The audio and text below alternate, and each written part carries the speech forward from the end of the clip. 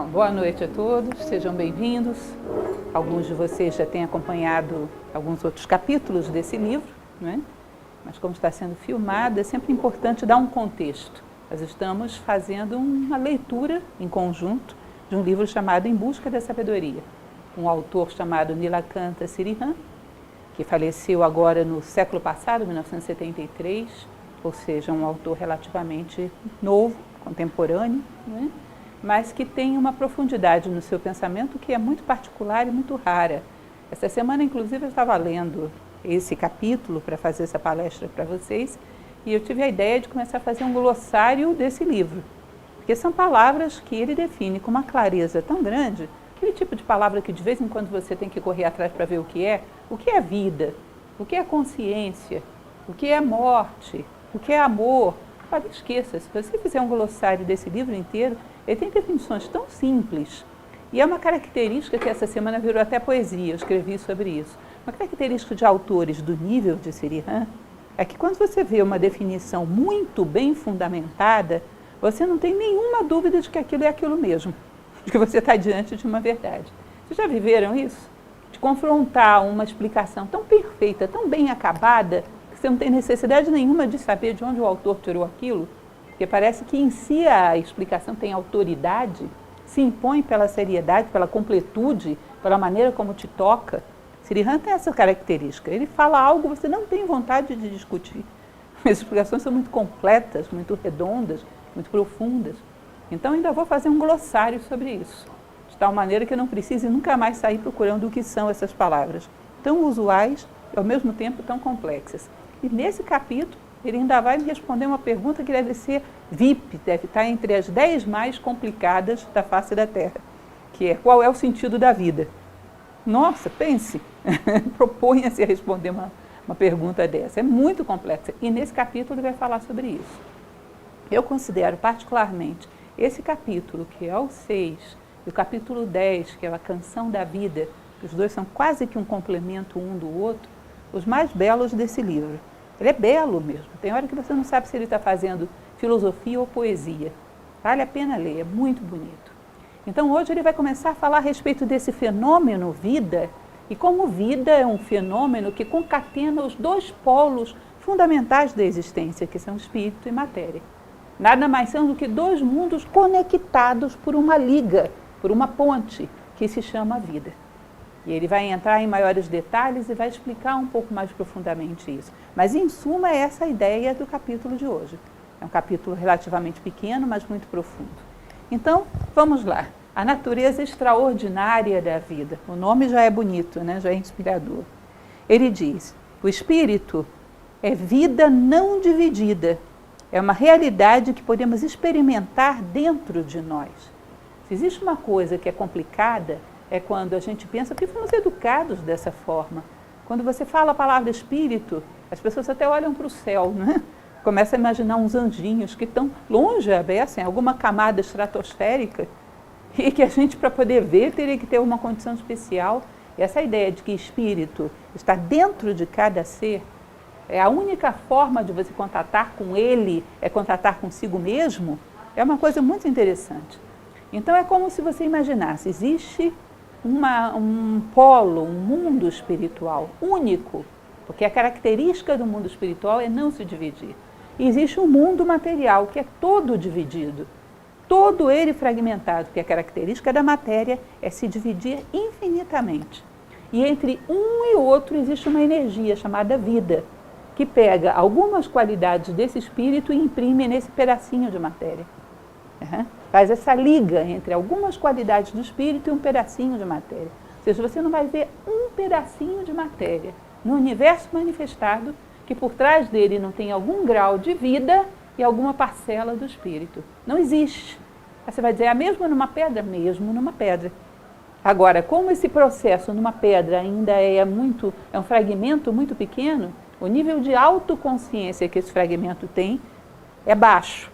Então, à medida que a vida vai infundindo mais qualidades do espírito na matéria, esse pedacinho de matéria vai despertando, vai tendo consciência maior.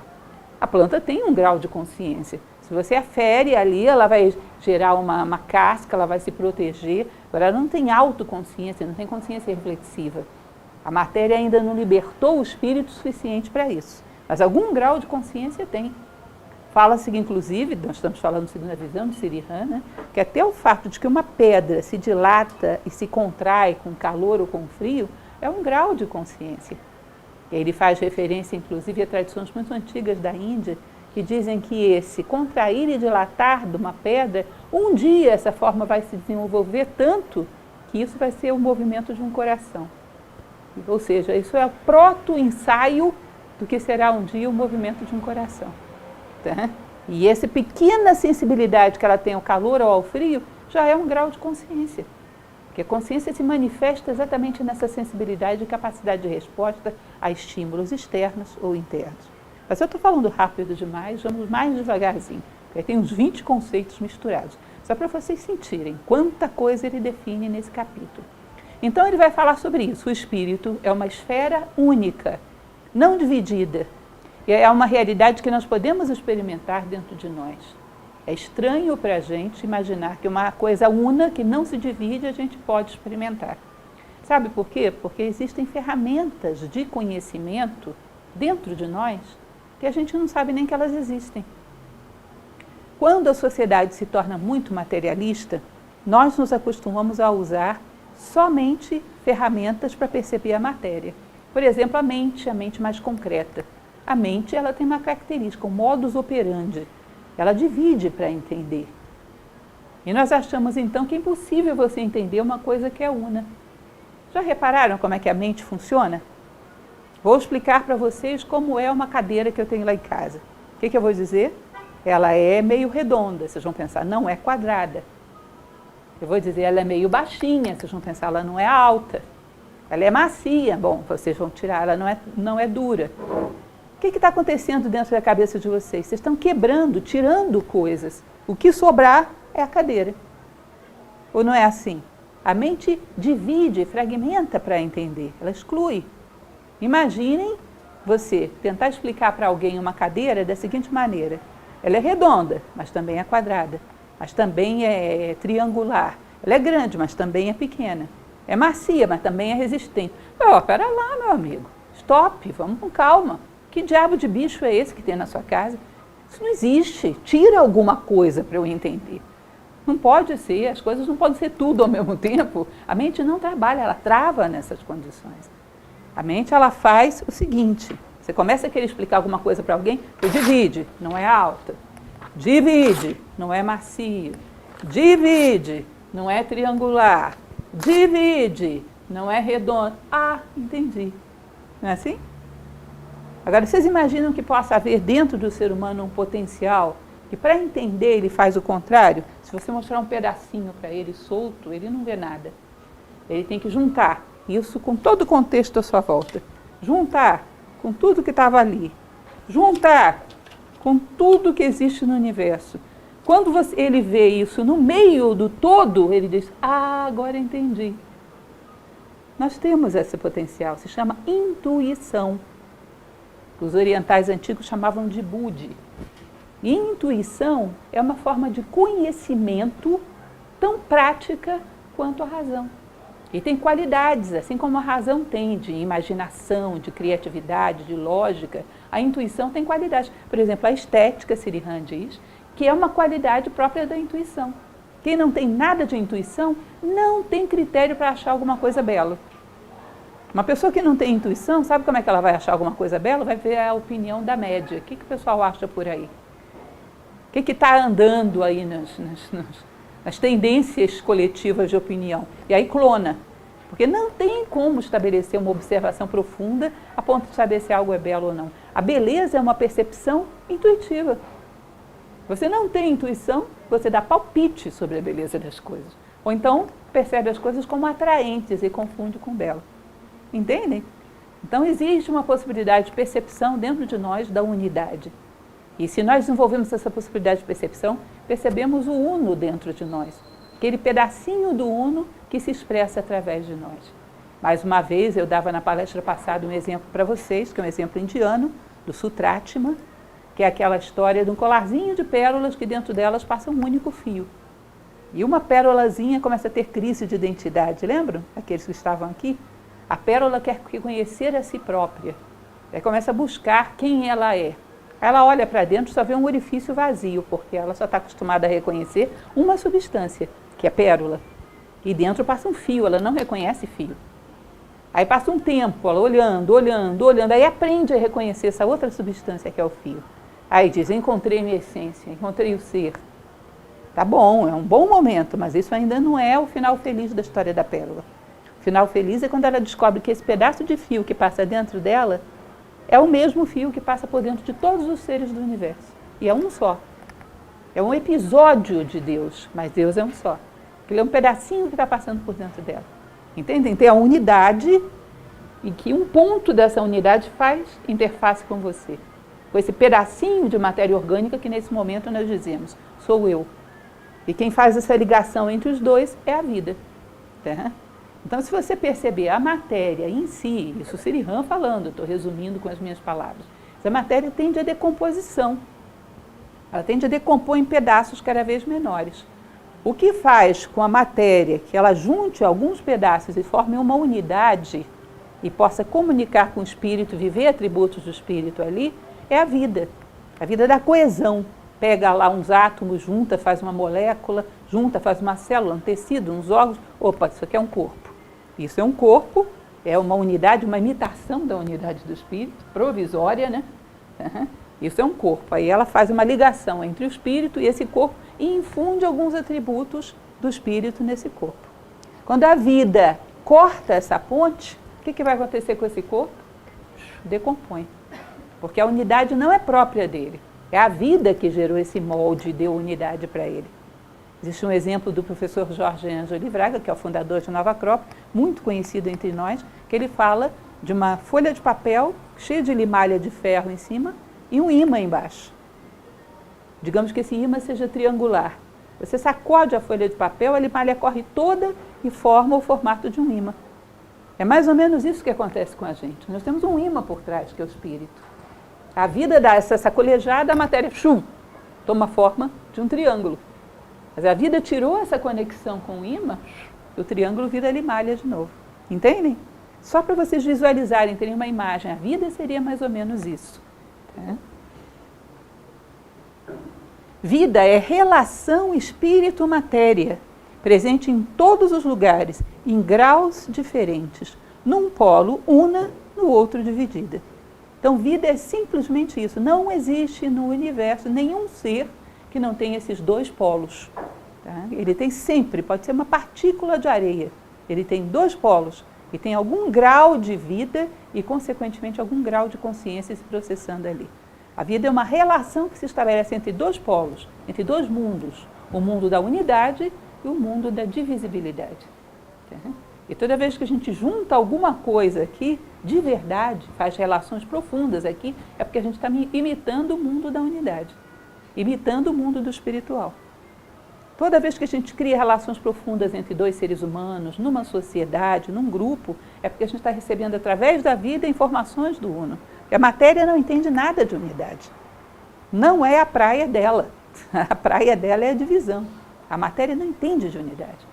Ela recebe essas ideias do espírito através da vida. A vida se retira e decompõe tudo. Então, num polo nós somos unos e no outro polo divididos. A ideia seria, que é o que ele vai explicar mais adiante, que nesse polo onde nós somos divididos, nós imprimíssemos uma qualidade do nosso espírito ali. De tal maneira que uma qualidade do nosso espírito aparecesse no mundo através desse pedacinho de matéria que a gente está usando. Isso significa você cumpriu o seu papel, deu o seu recado ao mundo. Você veio aqui para isso, para que através desse montoeirazinha de matéria orgânica que somos nós, o espírito dê seu recado ao mundo. Fale a palavra, diga que veio. Se você faz isso, esse pedacinho se justificou. O sentido da vida é expressar a própria vida. Estou adiantando, já ele vai falar sobre isso. Dar o recado que o espírito tem a dar para a matéria, através de você. Existe uma passagem de um livro budista, o Dhammapada, que diz que mais do que 1000 palavras sem sentido, vale uma única palavra que traz consolo a quem a ouve. É como se fosse uma palavra que você tem que trazer ao mundo, e essa palavra vai somar, vai ajudar os outros seres a descobrirem o Espírito em si, vai ajudar os outros seres a brilharem. Essa palavra é como se você tivesse assinado a sua presença no mundo, já fez diferença, já disse que veio. É mais do que 1000 palavras, uma que traz consolo a quem a diz. Deveria ser a grande preocupação da vida de todo ser humano. Eu já disse a minha palavra? Eu já a pronunciei? Eu já fiz sentido? Eu dei o meu recado? Bom, continuando, porque ele ainda vai falar bastante sobre isso, né? Cada ser tem em si, então, unidade no espírito, diversidade na matéria. O espírito, através da vida, organiza a matéria e manifesta fragmento de sua potencialidade. Então, o espírito, através da vida, junta aquele monte de átomos, de partículas, faz átomo, aquele monte de átomos, junta aquela montoeira de matéria, encaixa de uma maneira inteligente e faz daquilo ali um receptáculo à altura para ele dar um recado. Tá? Então, é como se você imaginasse que você tem um vinho muito bom, de muito boa qualidade. Você não vai colocar numa tigela de barro, numa tigela suja, porque você sabe que isso vai comprometer o sabor de uma bebida tão boa. Você tem que ter um receptáculo à altura. Então, cada vez que o espírito precisa dar um recado ao mundo, ele cria um receptáculo capaz de transmitir esse recado dele, à altura. E agora ele precisa dar um recado mais complexo, esse receptáculo tem que ser mais complicado.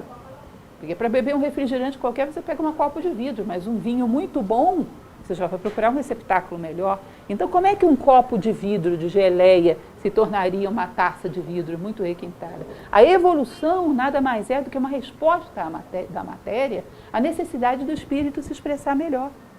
Entende? Eles vão evoluindo para dar oportunidade do espírito dar o seu recado. Então, ele vai cada vez mais exigindo das formas que elas se aperfeiçoem para poder dizer mais, dar melhor o seu recado. O aperfeiçoamento é simplesmente a capacidade de fazer essa ponte com mais eficiência. Então, a vida vai gerando esse aperfeiçoamento das formas e, consequentemente, vai havendo o aperfeiçoamento da consciência. É uma das coisas que ele vai falar aqui, da dificuldade. Ele cita, inclusive, um médico contemporâneo dele, que não é coisa tão antiga, um neurologista que dizia: olha, eu sou especialista em redes neuronais. Nunca houve nenhum estudo que eu tenha feito ao longo da minha vida que me provasse como é que nasce nessas redes neuronais a consciência. Consciência é um mistério. Que diabos é essa consciência? Não sei. Aí ele diz, bom, os sábios antigos tinham uma boa noção sobre o que é a consciência. É um dos maiores mistérios da existência, é a tal da consciência. Se você estuda só o corpo físico, no máximo o energético, não tem como você saber como isso acontece. Ainda é, nos nossos dias, um mistério para a ciência. Viver é estar consciente em algum grau. Só essa relação contraste explica a consciência. É a velha história que vocês que já talvez tenham assistido alguma palestra minha em vídeo, eu sempre falo. Uma ideia boba, simples, mas ela é genial em termos de concepção. É uma ideia de antigas escolas de filosofia que dizem que a consciência nasce no contraste. O contraste entre dois planos gera consciência. Isso é chamado de teoria do impacto. Só uma mão, que som faz? Nenhum. Duas. Contraste, consciência. Isso é muito prático na nossa vida. Os exemplos que eu sempre dou, você muda de uma cidade, vai para outra, não é aí que você vai saber as qualidades daquela anterior? Uma pessoa que você perdeu na sua vida, não é aí que você vai ver as qualidades que ela tinha? Isso é triste. Às vezes a gente vai ver as qualidades da nossa vida quando está às portas da morte. Porque enquanto está dentro, não vê. Quando você tem a diversidade, tem um contraste entre dois sons, você percebe os dois. Quando você tem o contraste entre duas cores, percebe ambas. Se o universo inteiro fosse de uma cor só, não teríamos percepção dessa cor, sabia? Um som só, não teríamos percepção desse som. O contraste gera consciência. Então, para que os seres possam ter algum grau de consciência, você precisa juntar duas coisas diferentes e fazer o contraste. E as duas coisas diferentes são espírito e matéria. A vida faz essa liga. Tá? E através dessa liga que a vida faz de espírito para matéria, a consciência começa a se desenvolver progressivamente. Desde a mais simplesinha. A pedra, eu falei para vocês, tem consciência do calor, do frio. A planta tem consciência dos nutrientes do solo, ela sabe perfeitamente se tem cálcio ali. Os animais têm consciência do melhor ambiente para eles sobreviverem, procriarem. A consciência vai expandindo conforme a complexidade do recipiente. É aquela velha história que a gente diz, não adianta você querer ter mais água se o seu recipiente é só uma colher. Você teria que mudar o teu recipiente de uma colher para um copo. Porque senão eu posso dar mais água para você que você não vai pegar mais do que aquilo que cabe numa colher. Entende? Você pode dar todo o conhecimento do mundo para a humanidade. Ele não vai absorvê-lo se ele não tiver expandido a sua consciência para mais do que uma colher. Bom, nós estamos aqui diante de um livro de uma figura que sabia muito bem o que estava dizendo. Um conhecimento muito delicado, muito requintado. Mas às vezes falar de Sriram para as pessoas, você percebe que parece abstrato demais, porque é preciso a gente trabalhar para expandir a nossa colher, para pegar conhecimentos desse tipo. Ele faz um apanhado de tradições muito antigas e muito profundas. Tá? Então, a evolução seria a expansão desse recipiente. E a consciência nasce do contraste entre espírito e matéria, comunicados através da vida. A vida junta, a vida separa. Tá? Então, viver é estar consciente em algum grau. Só essa relação de contraste explica a consciência, só essa. Não existe nenhum ramo da medicina moderna, que tem avançado cada vez mais, que dê, através da estrutura física do cérebro, uma explicação para o nascimento da consciência. É o mistério dos mistérios. Não tem jeito, o que é a consciência? Então, a consciência, esotericamente, segundo essa tradição que Sriram cita, é uma ligação de espírito com matéria. Aí ele vai falar dos diferentes graus de consciência. Consciência no físico, essa pessoa pegando essa água, isso é uma consciência. Consciência do frescor da água. Consciência no emocional, gostam de mim, não gostam. Sinto ou não sinto simpatia pelas pessoas e tudo isso que gira no emocional. Consciência mental, que nos permite perceber as coisas estão limpas, estão sujas, a porta está aberta, está fechada. Ele diz, bom, essas consciências, até aí a gente, em parte, conhece bem, pelo menos essa do mental mais concreto. Mas ele diz que existe uma série de outros fenômenos que às vezes esporadicamente a gente cruza com eles e que não sabe que quem abre a porta para esses fenômenos é a consciência intuitiva lá em cima. Ele vai falar, por exemplo, da consciência estética, da consciência do amor, da liberdade, da plenitude. Aqueles momentos que você se sente pleno, sente que encontrou o teu lugar no mundo, isso é um grau de consciência.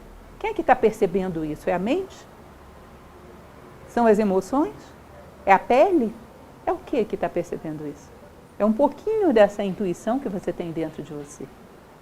E ele ainda vai mais, ele diz amor, liberdade, beleza, que é o senso estético. Você só percebe, é o único sentido que é capaz de tatear essas coisas e percebê-lo e gerar um estado de consciência deles, é a intuição, que a tradição oriental chama de buddhi. Aí vocês vão perceber, por exemplo, dentro de uma estrutura animal, mesmo os animais mais evoluídos, mesmo que você pegue um cão muito espertinho, eu amo cães e já tive muitos, muito espertinhos, mas eles não são capazes de parar para assistir um pôr do sol ou se enamorar de flores num vaso de flores. Não tem nenhum sentido, a não ser que eles queiram comer a flor. Não é isso? Não tem nenhum sentido a estética para um animal. A consciência, o veículo não expandiu ainda para poder perceber esse grau de sutileza. Então a consciência está limitada ali à mente concreta, que busca sua comida, que busca a fêmea no cio. Não tem essa sensibilidade desenvolvida para perceber coisas desse nível. E ele vai dizer que uma das coisas, já na palestra passada ele falava sobre isso, Sriram às vezes é muito duro, uma das coisas que a gente percebe, cria consciência através da intuição, é, por exemplo, o amor. Pense numa coisa linda. Ele diz o seguinte, que o ser uno que existe dentro de você percebe e se encontra com o ser uno que existe dentro de outro ser. Aquele pedacinho do espírito que você veio contar ao mundo, junta com um pedacinho do espírito do outro que ele veio contar ao mundo e recupera um pouco da unidade na multiplicidade. É um pedaço de Deus que você montou no mundo material. Quando você expressa o teu eu espiritual, isso encontra com o eu espiritual do outro. Estabelece um contato do ser uno, o ser uno reconhece a si próprio no outro, cria uma ligação. É a recuperação da unidade na multiplicidade, é o amor. Ele diz, quantos experimentaram isso na humanidade? Pouquíssimos. Olha, ele está dizendo. Então, vocês podem ficar com raiva dele, não de mim. É sempre uma saída muito pouco. Ele está dizendo que a imensa maioria da humanidade não sente nada. As sensações estão resumidas a agrados, desejos, elementos que dizem respeito ao pequeno eu, no sentido de agradá-lo ou desagradá-lo, no sentido relacional, de reconhecimento da essência do outro através da tua essência, que é o verdadeiro sentimento, é raríssimo. Nós vivemos num deserto de sentimentos.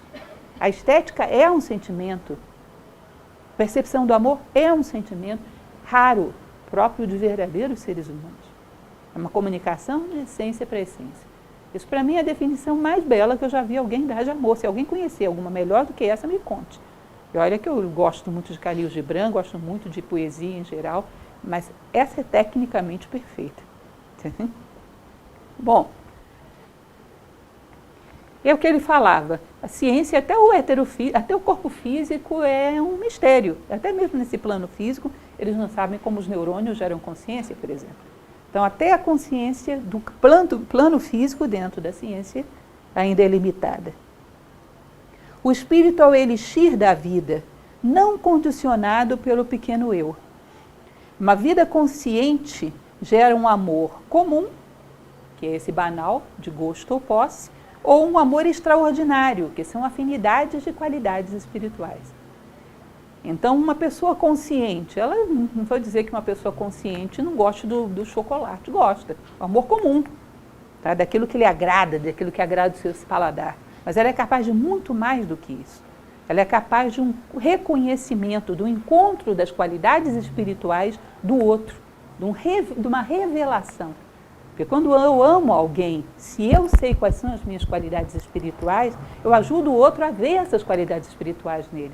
Então eu revelo essa pessoa, eu trago ela da escuridão para a luz. Eu sou fator de soma na vida dela. Faço com que ela veja em si coisas que talvez, se não fosse iluminado pela lanterna do meu amor, ela nunca encontraria no meio desse monte de matéria e de superficialidade. É uma lanterna que ilumina a essência do outro e ajuda para que ele veja. Você viu e ajuda ele a ver. Então é uma união de essência para essência. Então o ser consciente é capaz da natureza extraordinária do amor, que é reconhecimento.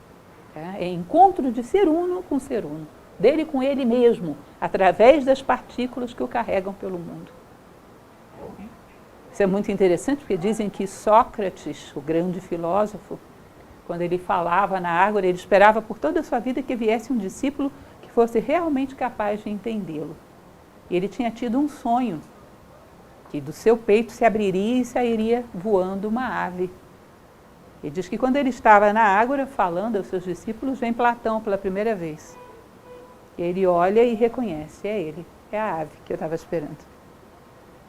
Ele diz que foi um reconhecimento instantâneo. Vocês sabem que Platão foi lá porque os pais mandaram, porque queriam que ele aprendesse a ser um bom político. Um dos maiores desgostos da história foi o desgosto que Platão deu aos pais dele, quando se torna filósofo. Mas ele reconhece imediatamente Sócrates e Sócrates a ele. É uma revelação do que ele realmente era e o que tinha vindo fazer no mundo. Vejam bem essa imagem. Algumas vezes se usa espelhos para representar a mesma coisa. Um espelho voltado para cima, como se estivesse refletindo o céu. Um espelho voltado para baixo, como se estivesse refletindo a terra. Srihan usa essa imagem dos dois cones. Diz que a mente ela é sensível a dois mundos. Ela pode tocar a superfície material lá embaixo e ser super perceptiva. E fala, por exemplo, um cientista sério, criterioso. Ele é um grande admirador da boa ciência. Cientista criterioso, sério, ele pega todos os detalhezinhos de uma operação química, que vocês estão vendo esses aceleradores de laser que estão pegando as radiações do choque de buracos negros. Gente, é uma vibraçãozinha minúscula. E eles pegam. Ou seja, a mente, quando ela está sensível, ela pega todos os detalhes do mundo. Agora, se você diminui o teu nível de interesse, de ligação com o mundo, ela economiza essa energia do mundo inferior e se abre para cima. E se torna sensível a todas as coisas do espírito. Aí, ao invés de ela ficar simplesmente olhando os detalhes das coisas manifestadas, ela olha para aquilo que está gerando as coisas manifestadas. É que nem o mito da caverna de Platão. As pessoas ficavam olhando para as sombras na parede. Um se libertou e foi olhar para os objetos que geravam as sombras. Quando você olha para o plano espiritual, você está olhando para os objetos que estão gerando as sombras. Tá? E ganha muito mais. Tá? E ele diz que essa mente sensível ao plano espiritual, ela é extremamente requintada para depois identificar as coisas no mundo material. Deixa eu tentar explicar para vocês. Mito da caverna. Não vou contar ele todo, acho que a maioria de vocês deve ter ouvido falar. Os homens vivem presos olhando sombras numa parede. E o que é considerado mais esperto é aquele que reconhece melhor as sombras. Esse é a autoridade, é o intelectual das sombras. Imagina uma pessoa que se liberta, vai lá fora, vê a luz, vê quais são os objetos que estão provocando as sombras e volta para dentro da caverna. Em um segundo, ele não se torna muito mais esperto do que aquele intelectual que conhece tudo sobre as sombras? Sabe por quê? Porque o conhecimento dele é vertical, não é horizontal. Ele não soma informações. Ele sabe de onde as informações vêm. Ele conhece as origens. Então ele diz, esse homem cuja mente se volta para o espiritual, quando essa mente volta ao mundo, ela sabe o porquê das coisas. Não é só o como, nem o para quê. Não é mais a mentalidade do know-how, saber como. Agora é por quê. Por que as coisas são assim? Qual é o sentido das coisas? O que elas vieram dizer ao mundo? O que elas contêm em si para comunicar ao mundo? Aí se torna extremamente perceptiva.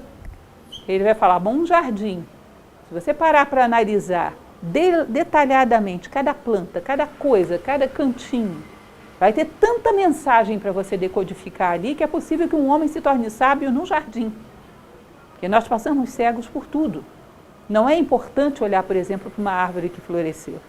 E ele diz, existe tanta verdade a ser comunicada numa árvore que floresceu, que um homem se tornaria sábio num jardim. Passando adiante, o artista vê inúmeras cores, a mente pura vê inúmeros detalhes da vida. Nós temos na escola uma pintora e ela sempre fala para a gente que quando faz um quadro, por exemplo, que tem uma superfície branca, não sei se vocês já viram algum pintor falar isso, para você produzir branco, você não usa só a tinta branca. Você bota lilás, e bota bege, bota não sei o quê. Porque um pintor ele aprende a reconhecer que as cores são uma mistura de várias outras cores. Já viram isso? Converse com um pintor que vocês vão ver. Ele olha para uma parede e diz, se eu for pintar essa parede, não vou usar só tinta branca. Vou usar cinza, uma tonalidadezinha de bege que eu estou vendo daqui, olha que eu não sou pintora, uma tonalidade de não sei o quê, para poder produzir esse efeito que vocês estão vendo. Então o artista treina a visão para ver detalhes. Ele diz que é a mesma coisa um sábio. A mente dele está treinada para ver as mensagens que estão por trás de todas as coisas. Então ele está num constante estado de aprendizado. As coisas entregam a sua essência. Por quê? Porque ele tem a sua própria essência desperta.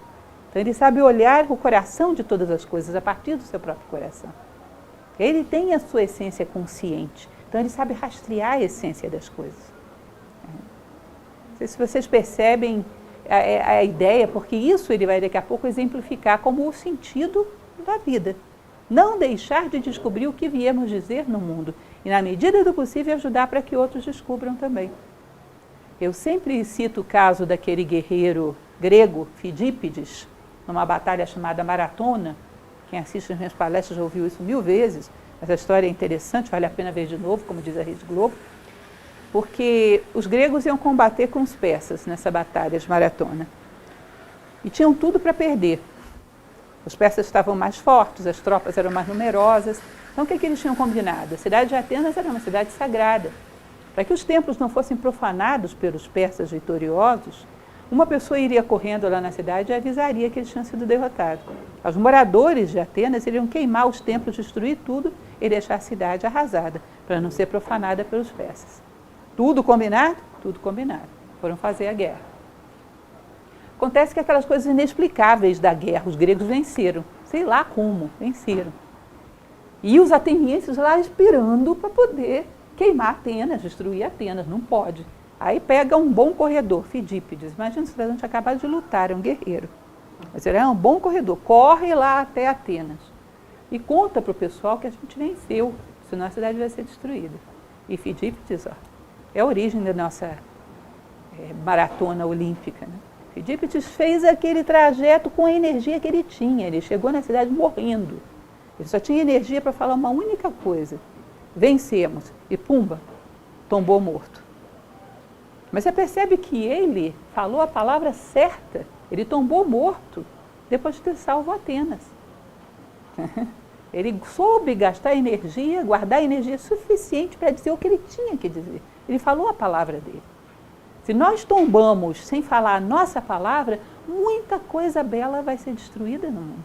Muitas Atenas. Entende? Se nós tombarmos sem que a nossa palavra seja pronunciada, muita coisa vai ser destruída. Porque o mundo espera que a gente fale. Vencemos. Senão Atenas vai ser queimada. Quanta coisa vai se perder quando um ser tomba sem dar o seu recado. Aquele testamento de Heiligenstadt de Beethoven, ele dizia isso. Ele estava totalmente surdo, se isolou numa propriedade rural do irmão. Ele dizia, eu só não me mato porque tem um recado que Deus mandou eu dar aos homens e que eu ainda não terminei de dar, através da minha música. Eu ainda tenho coisa para dizer, então eu não posso morrer agora. Entende? Então esse recado que tem que ser dado, essa comunicação, e essa é a única forma de você despertar o recado que cada um tem para dar, através do exemplo do teu recado. Então acaba que através do teu exemplo de vida você ainda joga a luz na mensagem que cada um tem. E daqui a pouco você não tem uma palavra, você tem um poema. Você joga a luz sobre a palavra que cada um tem a dizer. Existe uma tradição indiana que fala inclusive sobre isso, que não existe maior privilégio para o homem do que a companhia de bons homens. Exatamente porque os bons homens expressam a sua mensagem. E isso ajuda os outros a despertarem. Cientista criterioso vê detalhes, mas falha na visão do todo. Já Budi, ou intuição, essa intuição que nós temos, é consciência que percebe a beleza do espírito, a beleza do todo. Então, na verdade, um cientista ele é muito detalhista. Ele pode analisar toda a estrutura que existe dentro de uma molécula de água, os 2 átomos de oxigênio, os 2 átomos de hidrogênio, 1 átomo de oxigênio, a junção, a água que conforma, mas ele não tem como explicar qual foi o modelo que atraiu, qual foi o ímã que atraiu aquelas partículas para que formassem aquilo. Porque se você pega e faz uma lista de todos os ingredientes que tem no corpo humano, por exemplo, todos, sais, água, carbono, tudo, nitrogênio, e joga tudo isso dentro de uma banheira e mexe, você não vai ter um corpo humano. Você vai ter uma sopa de ingredientes. Existe uma energia, um ímã, que faz com que essas coisas organizem de uma maneira muito particular. E, em grande parte, a ciência ainda acha que essa organização é fruto meramente do acaso, é fruto de um aperfeiçoamento casual. E o que Sirihan está dizendo aí é que é tremendamente inteligente esse molde que a vida projeta para que a matéria responda dessa maneira. Tudo que é organizado e belo no mundo, nada mais é do que a matéria espelhando um molde espiritual muito complexo. É através desse molde dando um recado ao mundo. Vocês já imaginaram a perfeição da organização do nosso corpo? Nosso corpo não tem unidades absolutamente diferenciadas dentro dele e não consegue juntar tudo isso numa harmonia tão grande? Por que a gente não consegue conceber de forma alguma uma sociedade onde você tem seres humanos tão diferentes comporem um todo orgânico tão inteligente e uno quanto um corpo humano? A natureza conseguiu isso no nosso corpo. A priori, em outro plano, também não. Mas sabe por quê? Porque a natureza física do nosso corpo, ela não resiste a esse modelo espiritual. Agora, a natureza social, onde os homens querem fazer experiências, querem fazer do seu jeito. Não percebem um molde espiritual e não se adequam a ele. Então, fazemos por tentativa e erro. Estamos aí ao longo de milênios de história e não dá. Vejam que bonito isso. Um corpo sem impedimentos manifesta a beleza do espírito em todos os seus movimentos.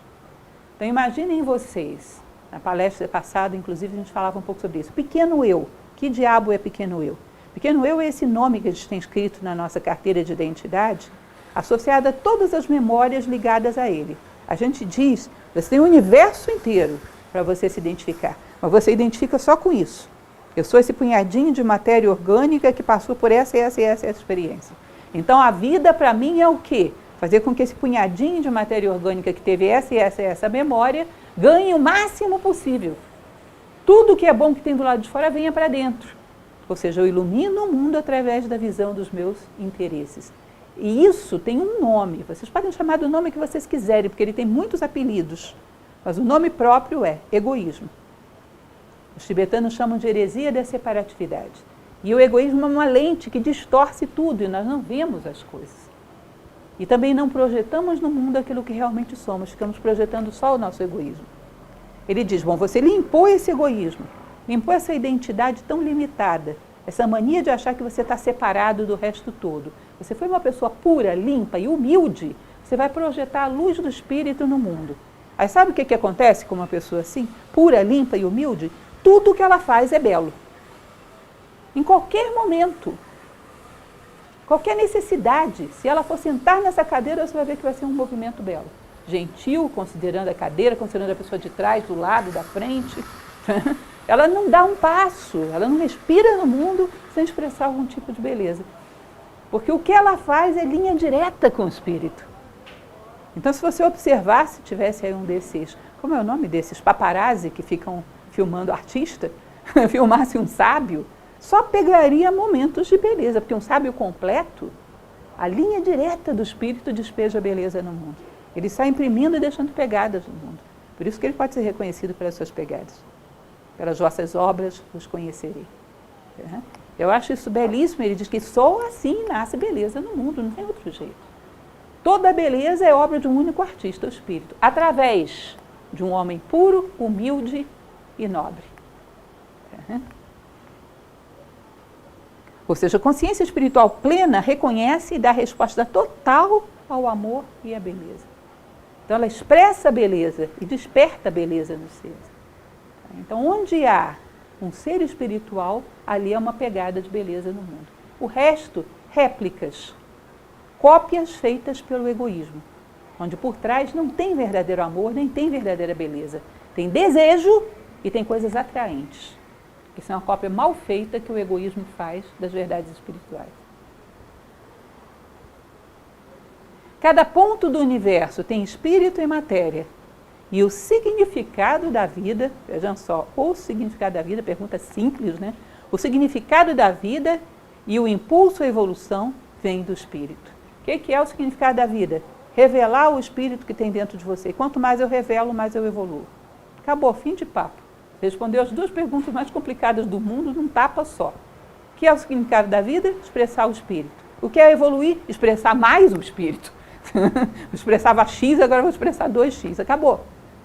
E para isso, pureza, humildade, capacidade de ser um canal. Não obstruir a passagem da vida. Ele coloca essa palavra logos, que era como os gregos se referiam a essa expressão do espírito, manifestação do logos. Qual o significado da vida? Só deixar a vida se expressar e responder. Isso existe. Eu sei e eu sinto. Só isso basta. Ou seja, em português bem claro, qual é o significado da vida? Pergunta para ela. Se você ouvir a resposta, é porque a vida já está dotada de significado e você também. Qual é o significado da vida? Pergunta para qualquer ser que tenha vida. Se você for capaz de ouvir, já entendeu. Qual o significado de um pássaro cantar na minha janela de manhã? Se eu for capaz de mergulhar no meu coração e perceber a beleza que eu vim expressar no mundo, e perceber como é que esse pássaro me ajuda a fazer isso, porque ele dá à minha manhã um tom sinfônico, que já me inspira para começar, já com vontade para espalhar a beleza pelo mundo, eu encontrei o meu coração e o coração do passarinho. Tanto eu quanto o passarinho estão justificados. Já apresentaram sua carteira de identidade. Eu sou. As coisas, o sentido das coisas igual à identidade das coisas. E a identidade das coisas igual à visão do espírito que elas têm dentro de si. Ou seja, se alguma coisa revelou em você algo espiritual, ele já apresentou as suas credenciais. Você já sabe o que ele é. Floriu uma plantinha bem na sua janela. Você já sabe qual é o sentido da plantinha. Expressar beleza para que a janela de alguém seja um convite à elevação da consciência. Ela trouxe um pouco de beleza ao mundo, ela está justificada, as credenciais dela estão apresentadas. Você sente, você conhece o sentido da vida. O sentido da vida não é algo que se possa definir mentalmente. É o que ele vai falar logo em seguida. Tá? O significado das coisas está em sua natureza a ser revelada. Não é construção mental. Então você vai definir o significado dessa flor. Ela tem pétalas, tem sépalas, aí tem aquela fecundação do masculino com o feminino e não sei o quê. Bom, você está descrevendo como ela funciona, mas não está dizendo o que ela é. Mas se através dela você revela em si próprio algo do teu espírito, você já sabe o que ela é. Eu sempre conto uma história, essa é velha demais e está entre 9 a cada 10 palestras minhas, mas é uma história interessante, eu gosto dela, que há muito tempo atrás eu vivi em Belém do Pará, que é um lugar que vocês sabem, é um pouquinho quente. Quando eu cheguei lá, me deram um cravo. Belém do Pará não dê flores para ninguém, porque as flores não vivem nenhum dia, ninguém aguenta aquele calor. É difícil você usar flores lá. Mas me deram esse bendito cravo e ele durou muito. Eu estava estudando em cima da mesa de jantar e o cravo estava lá, que eu percebi que esse cravo tem uns 5 dias. E eu percebi que ele estava se esforçando para sobreviver no meio daquele clima complicado, né? Foi um momento, eu não vou conseguir explicar isso racionalmente para vocês. Mas eu tive a sensação de que eu e aquele cravo éramos exatamente a mesma coisa. Episódios de Deus presos no tempo e no espaço. Lutando contra a dissolução, lutando contra o esquecimento, lutando contra a agressão. Eu olhei para ele e falei, força aí, companheiro, eu sei o que você está passando, eu estou na mesma. Mas foi um segundo onde eu tive a impressão de que ele me entendeu e eu entendi ele. Éramos exatamente a mesma coisa, episódios de Deus, presos no tempo e no espaço, lutando contra as forças de dissolução, lutando para iluminar, para dar o nosso recado. Para mim foi um momento muito especial esse. E é exatamente o que Sirihan está dizendo aí. Bom, aquele cravo tinha significado e eu tive significado para aquele cravo. Basta. Existimos, cumprimos, numa pequena medida, cumprimos o nosso papel.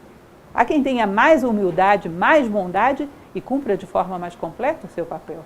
Mas algo que você traga à tona já justificou sua vida. O Espírito dá-se a conhecer através do significado que cada coisa viva torna manifesto. Ou seja, cada recado que ela dá ao mundo. Ou seja, o Espírito só pode ser dado a conhecer desse jeito. Não é olhar com um telescópio para o céu, não é tentar fazer desdobramentos, não é tentar fazer, não estou aqui criticando crença de ninguém, mas não é nenhum fenômeno esquizotérico. O Espírito dá-se a conhecer através do autoconhecimento. Quando você limpa tudo aquilo que não é você e vê qual é o recado que você veio dar ao mundo. Você conhecer o Espírito. Não adianta procurar em outro lugar. Ou seja, ele se dá a conhecer através do significado que cada coisa viva torna manifesto. O recado que esse ser veio dar ao mundo. Você teve uma experiência espiritual. Você entendeu o recado, você ouviu. Ele chama isso de canção da vida. Lindo demais. Isso é a canção da vida. Você ouviu a canção da vida uma única vez? Bem, você viveu. Senão você só flutuou adormecido sobre a vida. Ouça a canção da vida uma vez que seja, para você saber do que se trata. Forma é sempre expressão do espírito, percebamos ou não. A evolução elabora mais as formas para que o espírito se expresse melhor. Aquilo que eu falei para vocês, passar da colher para o copo. As formas vão evoluindo para que o espírito se expresse melhor através delas. Isso é a evolução. Dar mais espaço para que o espírito chegue ao mundo. Existe um livro que é muito pouco conhecido no Brasil, um pequeno livro que eu acho uma preciosidade. Se chama O Filósofo Autodidata. Alguém já ouviu falar sobre ele? Meu sonho é ainda dar uma palestra, mas eu gostaria de saber quem é que vem para uma palestra com o nome desse. Você vem? Então já estou garantido, já tenho público, 2. Esse filósofo autodidata foi de um pensador do século XII, se não me falha a memória, Bento Fail. Ele era um filósofo no momento em que o Islã se difundia ali pela Península Ibérica e o califa resolveu achar que os filósofos eram todos hereges e matar tudo. Aí ele escreveu essa obra para mostrar para o califa que a filosofia não podia ser proibida por decreto. A filosofia é um atributo natural do homem. Aí ele imagina um personagem que foi abandonado pela mãe recém-nascido numa ilha que só tinha animais e é criado por uma gazela. E esse personagem, que tinha uma alma antiga, era um sábio, ele vai se desenvolvendo sozinho, ele vai aprendendo a ver Deus através da primeira vez que ele vê o fogo, da primeira vez que ele observa os astros, E ele vai observando vida após vida, ele chega até o êxtase místico de confrontar o próprio eu espiritual, o próprio Deus. Quando chegam lá para resgatá-lo, ele era um sábio. É muito interessante, ele mostra essa tendência da consciência humana de cada vez mais abranger Deus, quando você não prende ela em bobagem, quando você não enche ela de lixo. E isso seria a evolução. É um lindo livro, vale a pena. Ele passa isso de uma maneira muito convincente. Raciocínio a raciocínio. Como é que você sai da visão de uma pedra até a percepção da existência de Deus? Sozinho numa ilha. Mas mesmo assim o califa proibiu a filosofia e matou todo mundo do mesmo jeito. Mas o livro foi muito bom, foi válido. E por fim, quem for puro e humilde pode conhecer a essência de todas as coisas, que é a qualidade espiritual que cada uma delas veio ao mundo para expressar. Ou seja, simplesmente isso, desobstrua o caminho, não se interponha ao tráfego da vida. Desobstrua o caminho e deixe que o Espírito faça o que ele veio de fazer. E assim você se torna como um farol que ilumina essa luz que está escondida também em todos os seres. Revela a vida nos seres, pelo menos aqueles que queiram ser revelados. O homem tem livre-arbítrio e você não pode obrigá-lo a isso, mas aqueles que queiram ser revelados, você pode ajudá-los a revelar a luz que também existe dentro deles. Ser um referencial de iluminação. Né? E os atributos necessários, quem for puro e humilde. O suficiente para não querer que o mundo o sirva, mas para que ele sirva ao mundo. Que é o que Platão diz numa passagem que se cita, que ele teria dito que o amor humano tem uma linha de definição muito clara. É quando você para de olhar para as coisas e pergunta, para que isso me serve? Quando você passa a olhar para as coisas e diz, como eu posso servir a isso? Você atingiu esse nível de pureza e humildade. A luz vai começar a passar através de você. Por isso é Platão. Por isso a luz dele está conosco até hoje. E iluminou tantos. Bom, isso é nosso capítulo de hoje, a natureza maravilhosa da vida. Espero que gere uma reflexão. Vocês veem que o pensamento de Sri Ram é muito sutil, mas olha quantas definições bem colocadas. Não dá nem para discutir, né? São muito bem colocadas. Como coloca um sentido de vida claro. É uma preciosidade. Livros desse tipo são uma preciosidade. São para ler e reler ao longo da vida. Diz que alguém perguntou ao sábio Confúcio, Confúcio amava muito o I Ching, fez todo um desdobramento, uma explicação dele. Perguntaram, sábio, o senhor já está idoso, se o senhor tivesse mais 50 anos de vida, que livros o senhor leria? Diz que Confúcio teria dito, se eu tivesse mais 50 anos de vida, eu leria mais 50 vezes o I Ching. Às vezes é isso mesmo, às vezes tem certas coisas que a gente dispersa para tanta informação, e certas coisas, às vezes, se você lê 10 vezes, vai entendendo com cada vez maior profundidade. E vale a pena. E às vezes eu tenho a impressão de que algumas dessas definições, que uma delas, bem entendida, já valeria a pena. Então é isso, gente. Agradeço.